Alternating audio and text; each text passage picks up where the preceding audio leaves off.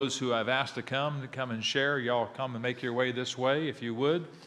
And while you're going, I know Isaac is out there waiting for you somewhere. I would remind if you have children in fourth grade or under, after the second service, if you'd like to stay, Isaac will be sharing with you kind of his vision for children's ministry.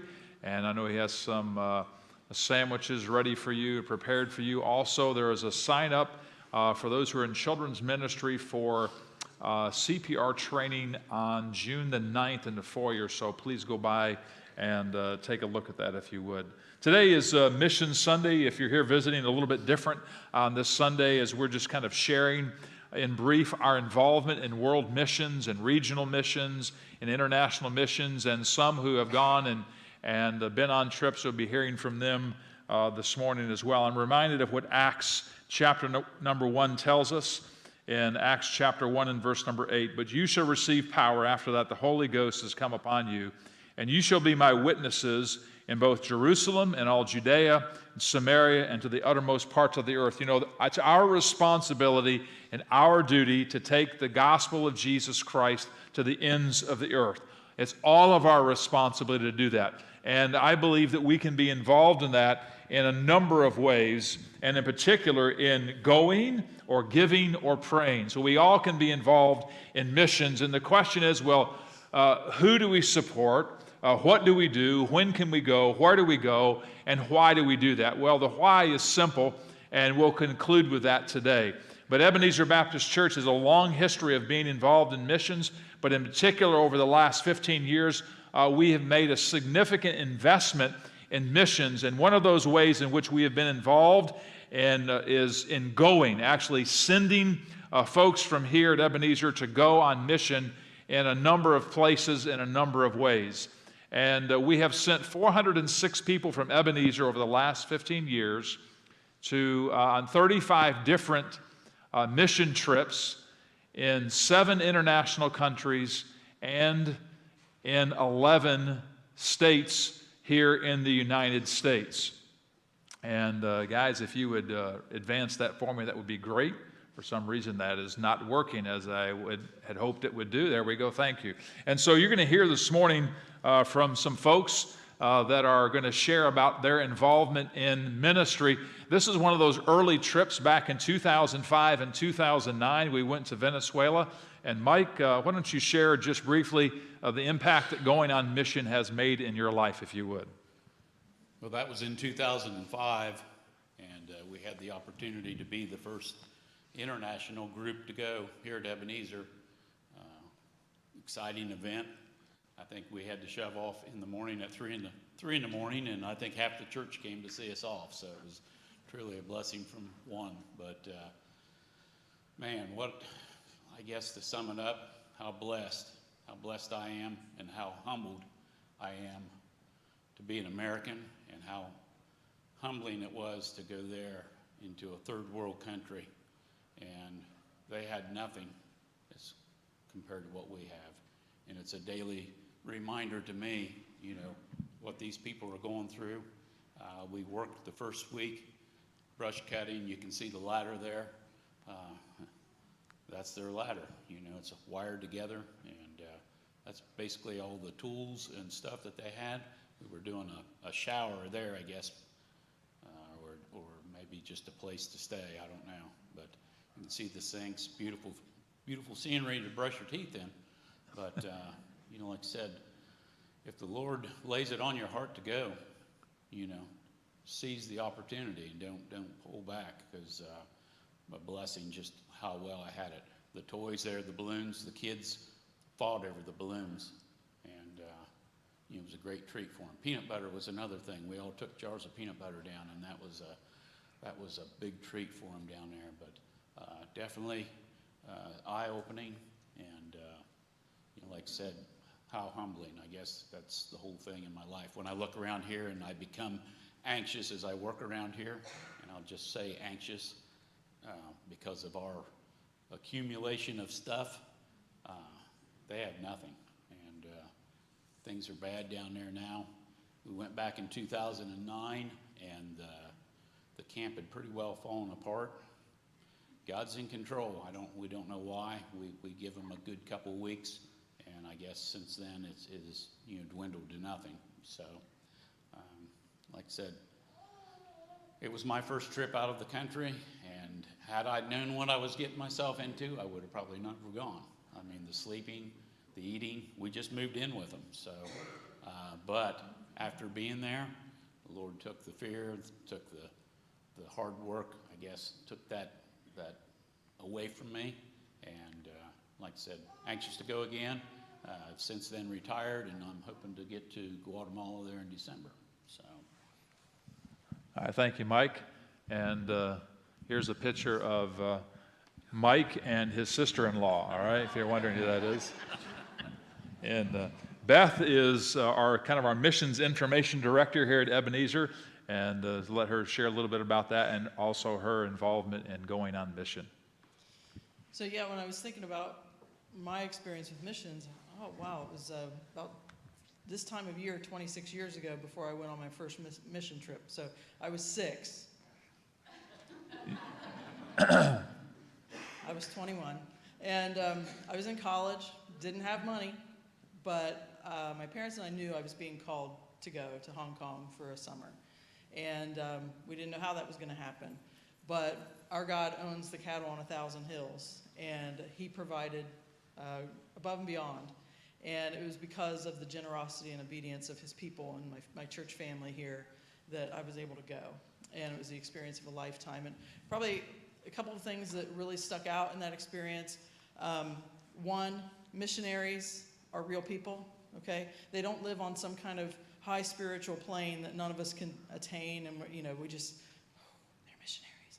Nope, they're real people, and they need us, and they need our support, and they need our prayers, and they need our encouragement.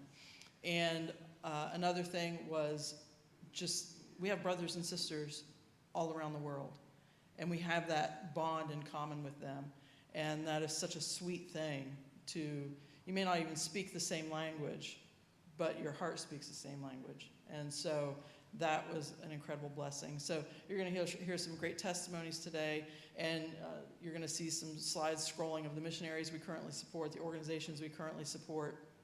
But if you want to know something about missions, ask, okay? Because these people want our support, they need our support and our prayers and our encouragement. So, if you want to get the contact information for these folks, let me know, and I will get that for you. So. All right, thank you, Beth. One of the areas, places that we have made a huge investment is in Guatemala, and a couple of our folks one that has gone recently for the first time is Ann, and one who has gone several times and maybe one day will move to Guatemala, Jimmy Stemmel.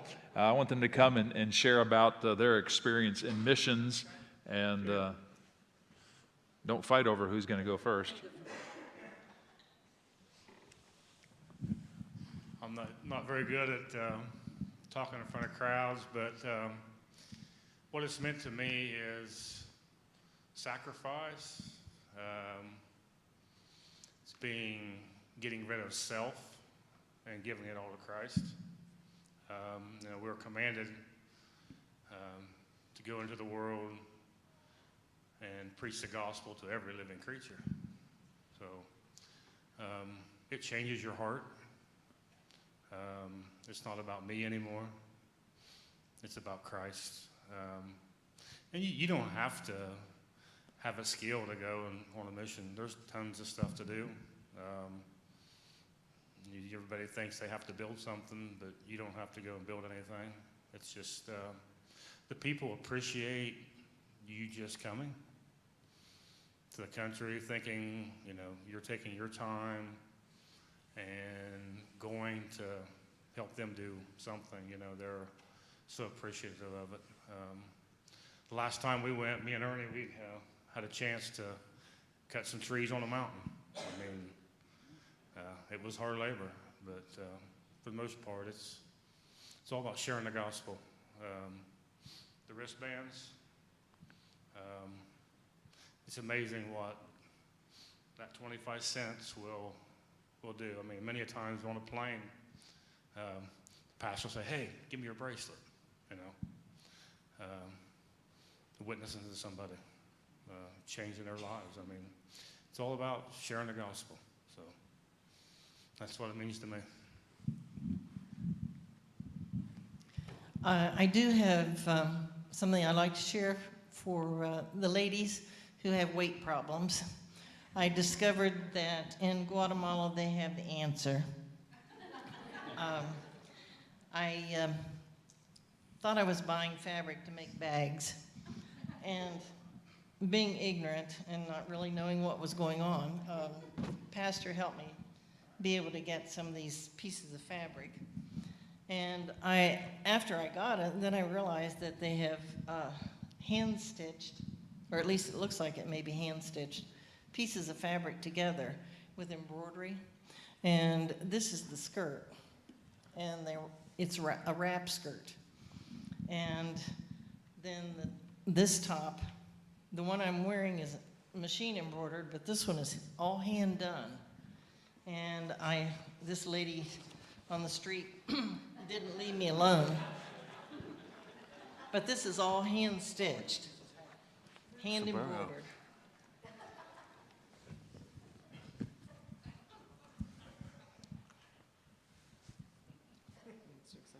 And then they tie, so you don't have to worry about how big you are, because it is not stitched down the side. And I thought, whoa, this is kind of good. And then they have a scarf then that they tie around them. And yes. and that, now in Guatemala City, they didn't dress like that very much at all. But as we got out into the countryside, I began to realize that what I had bought out of ignorance. And I thought, that's kind of a good thing, to have that. But there's so many things that we take for granted, and I guess there were a couple things that, if you see the slide up there, the lady has on an outfit like that with the embroidered top and then the wrap. Now this is one solid piece of fabric, and I don't want to pull on it because it'll probably fall off, but I thought, wow, that's kind of good. You don't have to worry about gaining weight. And but anyway, getting back to the serious side, something I found was the Spirit of God was there with the Guatemala people, with Oscar, with the group that he has put together. They really live like the early Christians. They really care for each other. They're caring for each other for housing. He told us later that some of the missionaries didn't have food in their refrigerators, but they all eat together, and they really have sacrificed everything. One of the couples that I got close to, they told me that the husband had started out as a janitor and worked his way up to being one of the procurement officers for the government of Guatemala, and he and his wife and family gave up everything and have totally sold out to Christ, and are spending their life going around sharing the gospel. And I just found that this group of people, we think we're Christians and we're doing things, and yes, we are, but most of us have not really sold out to Christ. We haven't given everything. And I thought this week with the shooting in Texas, how many times are we not teaching our children the things of God? And how it says to diligently teach your children. And if we had diligently taught all of these children the things of God, we'd be having the things that we have today. And we went to an orphanage, and it just broke my heart. We saw 3 different groups, and they presented the gospel. They gave each of the kids a bag of candy and a bracelet. And the president of Guatemala right now is a Christian, and he's opened up the orphanages to allow Christian groups to come in and help the kids. And so there's a window of opportunity that Oscar and his crew have gone in. They led the lady who's in charge of these orphanages, he and the pastor. led this lady to Christ. And the next day we went in to visit, and we saw 3 different groups. And the first group, they were younger kids and really excited. And at the end, they presented the gospel, and we prayed with each of them individually. And one of the little boys gave me a friendship bracelet and asked me to pray for him. And then we went on to other groups, and you could see as you got to the older groups, their hearts were harder. But something that we discovered later was every boy asked for us to pray for their families, that they would either be reunited with their family or that they would be adopted. And I thought, it just broke my heart when I thought, this is probably, 50, 75 boys. Every one of them was longing for a family and longing for somebody to care for them in a really deep and personal way. And it just brought tears to my eyes every time we prayed with them. And we have an opportunity to really reach out to them through Oscar. And Pastor has some connections, and it's something that I think that we really can do to help them. They really are trying.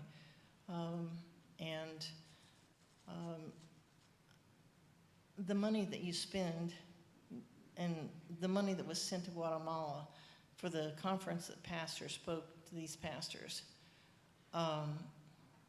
he talked on discouragement, and it touched the heart of every person that was there. And at the end, they came up to us and they kept going, gracias, gracias, gracias. Thank you for coming and speaking. And at night, you could just see the pastors, down. And Pastor said, this is our time that we can influence the influencers. And who knows, because of what you have done, how many lives may be touched and how many lives may be changed because of that. And somebody said, well, why go to all these countries? We have enough people here in the United States who need that. Yes, we do that too. But, sometimes you go where the door is open. And you don't just stand there and knock on a door where somebody's closing it in your face. My son just told me the other day that supposedly only 10% of South Florida are Christians. And he said they are very anti-gospel in South Florida. And I thought, Guatemala, they were telling us about 90% of the people claim to be Christians and only 10% not. We have a mission field everywhere, but we need to go where the door is open. And I thank God for the opportunity to have gone, and I won't go anymore because I know the others have a lot to share too. But I think these guys over here did an awful lot of work at the camp, and they did a yeoman's work in very hot, sweaty conditions. Thank you, Ann. And as you can see, we've been also in the Dominican Republic. We have also been on Builders for Christ in Tennessee. We've been in Venezuela, as you've heard about, Wisconsin, the Philippines, church plant in Atlanta, Georgia. We were also in India. And with that in mind, Garrett just returned from India. And so, Garrett, I'm going to ask you and Brittany share about how making and going on missions has made an impact in your lives. So as Pastor Steve just said, I went to India for a couple weeks in April, and it was really cool over there to see how people in a third world country that had very little influence, very little Christian influence coming in at all, there are still some churches there that are just on fire for the gospel. They are evangelizing the people, and they're just overwhelmed with joy to see the work that God is doing there. And they take their Christianity a lot more serious than what we do here in the States. They know over there that they could be facing persecution from other Hindus or Muslims or their government, and they're still doing these things. And they're very passionate for Christ. And it was really encouraging to see that and to see some of the missionaries over there that are there from the States, how they are willing to, or how they did give up everything they had and just to go there and preach the gospel, and how the Christians there are willing to give up everything they have for the gospel. And just kind of seeing that has kind of made me rethink some things, and just kind of like, okay, like a self-evaluation. It's kind of thinking, all right, how much am I willing to give up? How much have I gave up? How much, should I be giving up? And am I doing that? And yeah, so just kind of through seeing some of the stuff like that has just kind of really reshaped my perspective on missions as well, realizing that there are billions of lost people on the planet, and they all need to hear the gospel. And that's everywhere from right down the street all the way to 7,000 miles away from home in India.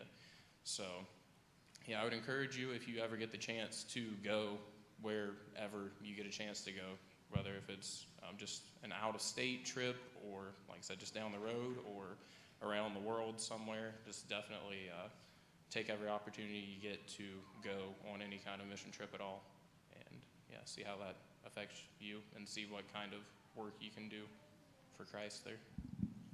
All right, Brittany? So I shared in the first service that this is the first missions trip I've ever been on. And it's really easy to say here in America that, to realize how blessed we really are. But it's not until you go to another country that you really gain that perspective, because they have what they need, and they don't have excess like we have here in America, yet they're happy. They have joy simply by following Christ. And there's just this simplicity that we don't have here. They use what they have, and they don't need anything else. We have this amazing building, and we have comfortable chairs to sit in, and we have the AC to keep us cool, or the heat in the winter, and they sometimes have a fan, sometimes don't, and they still come. I mean, some of them, they all crowd in one vehicle, and you have not seen crowded until you've seen Guatemalans try to get in the same vehicle. Like, it is really crowded. But, or they'll walk. I mean, their dedication to Christ is shown by their constant persistence and wanting to be with fellow believers. And I think that the other thing I took away was the sense of community within believers.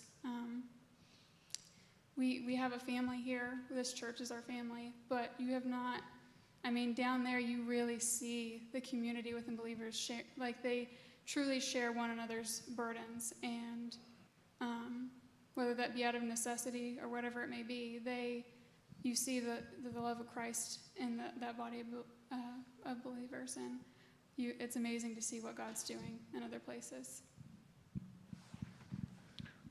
All right, thank you, Brittany. Another area in which we have been very active is Builders for Christ. We've gone on a number of trips, I believe 9 to 9 different places, and Erwin has been active in going and leading some of those trips. Erwin, why don't you share with us your perspective on going on those trips regionally?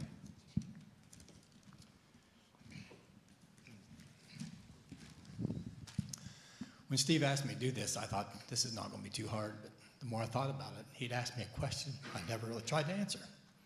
He'd asked me what these mission trips has done for me and changed my perspective. My first experience at missions, I guess, mission work, was when they came to build this church. That's been 2008.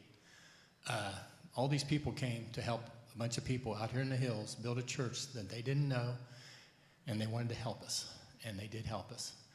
I've told this before, and when they got here, I said, you guys are such a blessing to come and help, and they said, no, I'm going to be blessed more than you are. I did not understand that, believe me. It was kind of weird every time I'd say that, and they would say that back to me, but after I went on a mission trip, I figured it out. You do get blessed.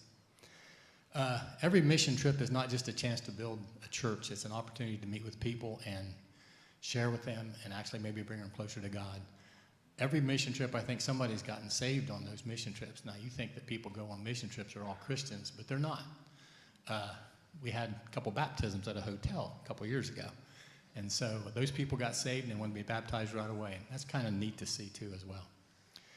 I think it is a little easier this time. First time was really hard. Whoops.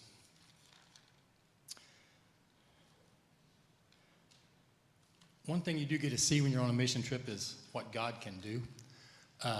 There's little miracles that happen every year, and there was a bunch of miracles happening here at this church, and I was honored enough to be here almost every day and saw most of those miracles happen. I'm sure there was other ones.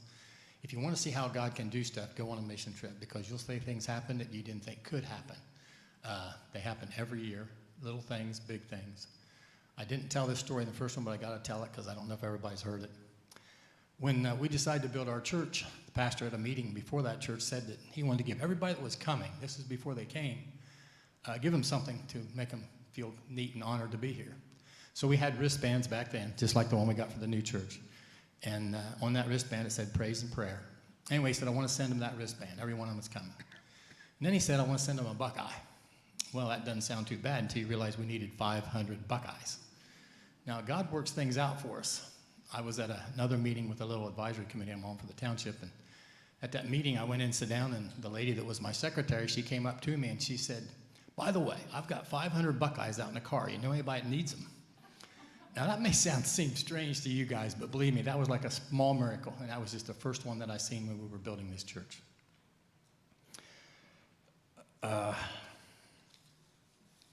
All God requires of us is our effort. A lot of people think that they can't do anything when they go on a mission trip.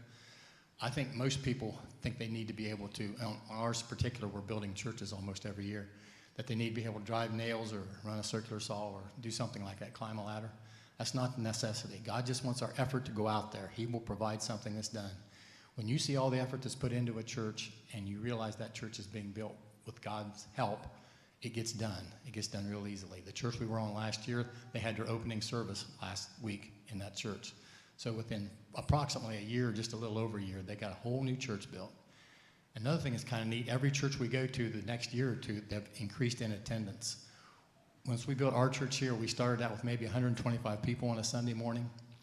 Well, Easter morning, we had 660 people here. Now, we don't have that every week, but we're pretty close to 400 or a little more every week. So 125 to over 400 is a pretty good increase. So you can see what God can do. The final thing I want to leave you with is what God supplies us with. We went on a mission trip 3 or 4 years ago, and we needed a roof completed. It was leaking. It was an addition to another building, and we couldn't get it sealed up. And when I got there, the leader had told me that we needed to get this done. So it was kind of neat, but from Wisconsin, a group had came on their very first mission trip, this small group of guys, that they were roofers. And that week, they got the roof done for us. Again, God sent what we needed. We had a gentleman that always worked on our stairways in our churches, and he died a couple years ago. Last year, we needed 8 sets of stairs built, and the gentleman from our church went there, and he did that. So God always sends who you need. It's kind of neat. It's neat to see. When we were building our church, I guess I was doing what I always do. I was standing out there in the hallway and looking down that wall and just kind of checking it out and make sure it looked right. There was a guy up on a ladder, and he seen what I was doing. He knew what I was doing. And he looked down at me, and he said, it don't matter if that wall's not perfect. When you see a little kid running down that hallway to Sunday school, that's all that matters. He was right. Thank you, Erwin. And I encourage you, anybody can go, and you can do almost anything. Ernie has been several times on mission. So Ernie, I want you to share with us how going on mission has changed your perspective as well. When I was involved at another church, I would hear guys come back, or ladies and guys come back and share their stories of going on a mission trip. And I said, man, that sounds great, but I can't afford to do that. And I guess part of my was pride that wouldn't allow me to ask the congregation or ask people and trust God that he would provide it. So the second trip I got to go on, Kaylee and I were going to Brazil, and I didn't have a choice but to share with the congregation because I knew we couldn't afford $5,600 for the both of us to go. So the Lord provided, and I think that's one thing that's taught me to, forget about your pride and trust the Lord besides what I think that it's up to me to make a way. It's not mine. It's God's way, or God to make the way for me to be able to go, or any of us. So with that, I had been on a number of them, and some of them were remote. And a couple I remember going on where I didn't know anybody but the couple that was leading the group. And it's amazing how you go with a group of people, you don't know any of them personally, you meet them for the first time, you spend 7 to 10 days, and you're doing God's work in another country somewhere, and how God uses each individual, and he draws you all together as brothers and sisters. And it's really neat that you build a friendship over 7 to 10 days that last a lifetime. You have a camaraderie. You all work together to get the Lord's work done. And the different cultures that you come in contact with and the way other people do things. And I remember a couple of them in a remote area that you only have certain things to work with. You don't have 50 pounds of nails to use. You don't have air guns or any of that. And you pull nails, you straighten them out, you use them over. You build scaffolding out of lumber. We're not talking about 2x4s or 2x6s. We're talking about just pieces that you nail together, and you have to stand on that, and you're thinking, I really don't like that. Sure would be nice to be at home where I can get that metal scaffolding put up. And so there's just so many things, and you realize that now I have to trust the Lord. I'm not here in Ohio where I can run to Lowe's and I grab the lumber, I grab the nails or whatever I need. You have to use what's available. And it's just a great experience. And I just think of the, did I drop that card? Oh. It's just a great experience to go and to be able to help, and to also see the gratitude and the appreciation from those that you go to help, that you've come that way and you've spent your money to help them for the 7 or 10 days, however long you're there. And I don't regret any of it. And I know some people say, well, I don't know if I'd want to do that.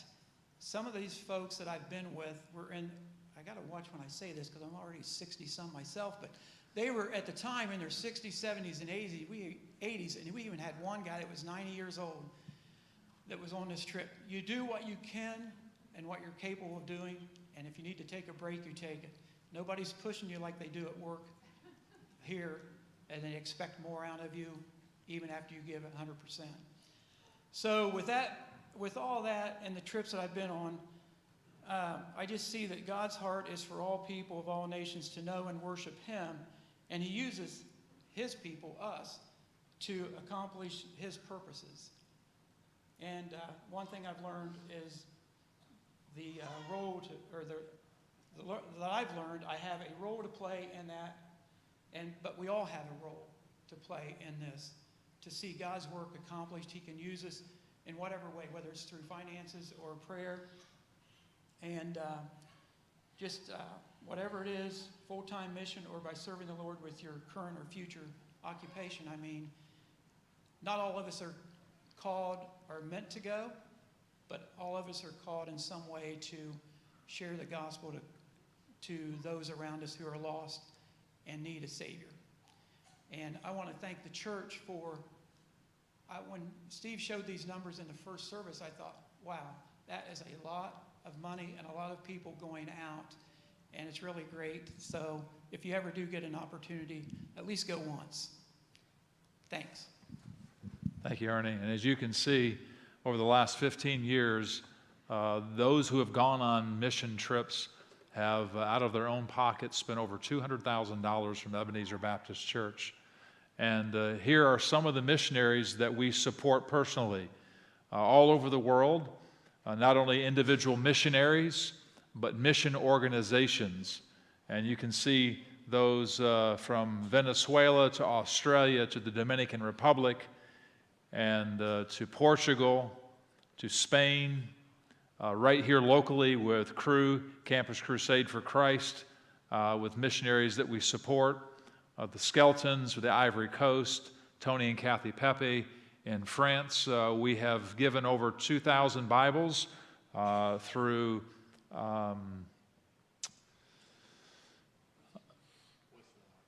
What's that? Voice of the Martyrs, thank you for Bibles, over 2,000 through our youth ministry. We also support the cooperative program, and those are our efforts through the Southern Baptist Convention, and our efforts there supporting some 4,500 international missionaries, as well as some 4,500 missionaries with the North American Mission Board, literally around the world. Other organizations that we support as a church: Hebron Colony Ministry, which is a rehab ministry, the Gideons, Ohio Christian Missions, Frontier Baptist Missions in Mexico, even the young man who has developed our app, and he also continues to upgrade our app as a missionary to China. And so what we give him goes to help him support his work in China. Habitat for Humanity, Operation Christmas Child, our ministry at Hocking College, supporting the church plant in Gloucester. Again, Voice of the Martyrs, our partnership with the Word of Life Guatemala, a number of missionaries that come through here from Marietta Bible College going to the Philippines. And so over those 15 years, this church has supplied in either direct support or supplies nearly $750,000 to missions. And we ought to celebrate that. Amen, church? We really should.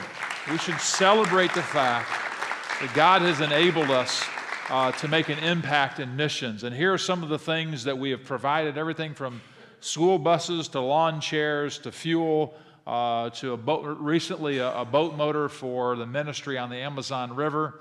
And what do you do when you go? Well, anyone can literally, you've heard it from several, anyone can do anything on a missions trip. And here are a number of the things that we have physically done or mentally done. And it's any number of things on mission trips. My dad always told me it's not your ability, it's your availability. The question is, are you available to go? And if so, I would encourage you and challenge you to go. And if nothing else, and I hate that we say that all too often, if nothing else, it ought to be the first thing that we do. We can all pray, amen? There is no excuse, none whatsoever, when it comes to praying, because we can all pray. It's a matter of us making a commitment and connecting with a missionary or one of our mission agencies and praying for them. And so I'm challenging you to do that, to make that a real matter of commitment in your life, to pray for what we're doing in missions. And where do we go? Literally around the world. When do we go? When can you go? 24/7, 365. If you have an interest in going, let us know. We want to help you get there, because we believe without any question the reason that we're doing what we're doing is the why. And why? Because of the gospel. The gospel demands that we go and take the good news of Jesus Christ to the entire world. Do you believe that, church? That is absolutely our responsibility. I want you to stand to your feet, and I want you to think about this just for a moment. This year in Guatemala, we received this plaque, and this plaque is to you as a church. And this is from Word of Life Guatemala. We praise God for each of the members of Ebenezer Baptist Church, for your unconditional support, steadfastness, and love for the ministry of Word of Life Guatemala through the years. We know that God is not unjust to forget your labor of love. Hebrews chapter 6 and verse 10. Word of Life Guatemala, April 2018. Church, that's for you because of your commitment to missions. And when you came in today, I don't know if everyone got one or not. If you didn't get one when you go out, you were supposed to go by the buckets that are sitting out here and grab one of these bracelets. And if you would just show that, it's about 15-second video clip for me, Jeremiah, if you would show that.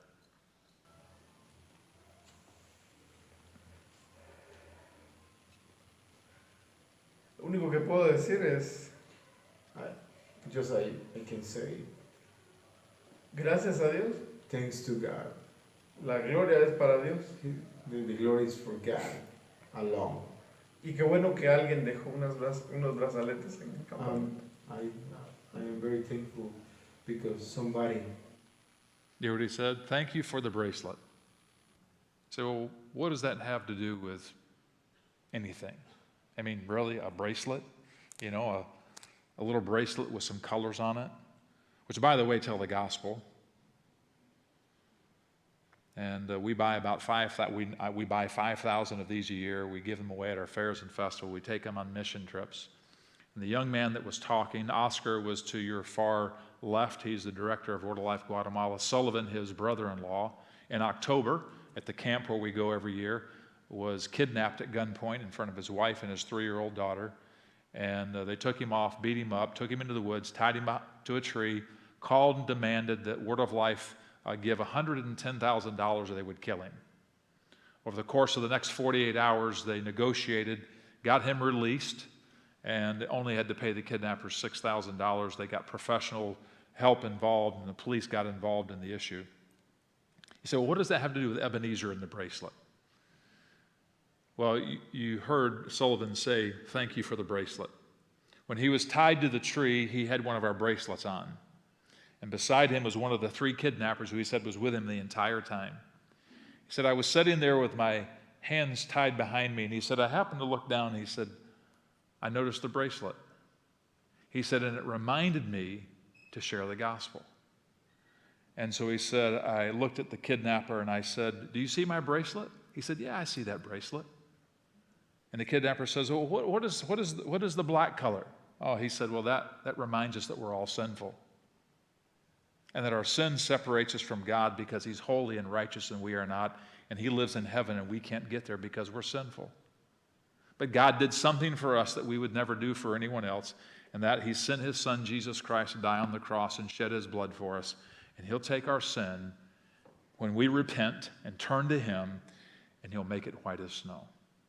And Sullivan goes on to tell the story. He said, I had the opportunity, while kidnapped in Guatemala, in the middle of nowhere, tied to a tree, because of a bracelet that somebody here gave 25 cents for in an offering.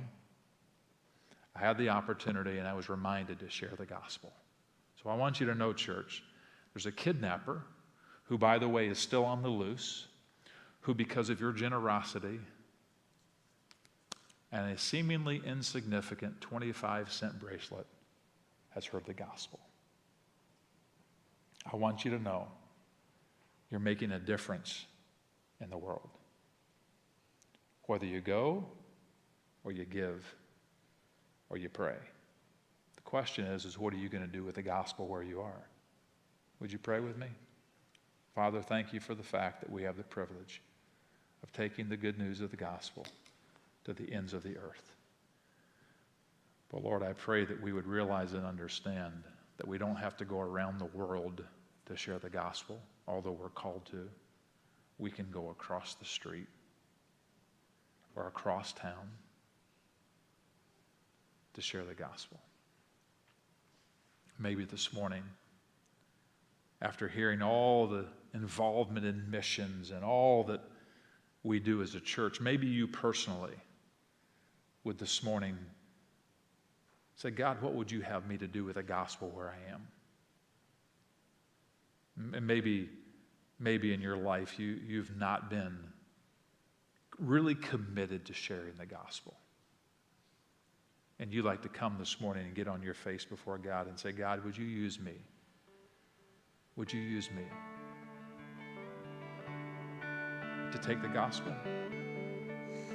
Maybe to my neighbor, maybe to a friend, maybe to a coworker. God, would you provide me with that opportunity? Give me that opportunity.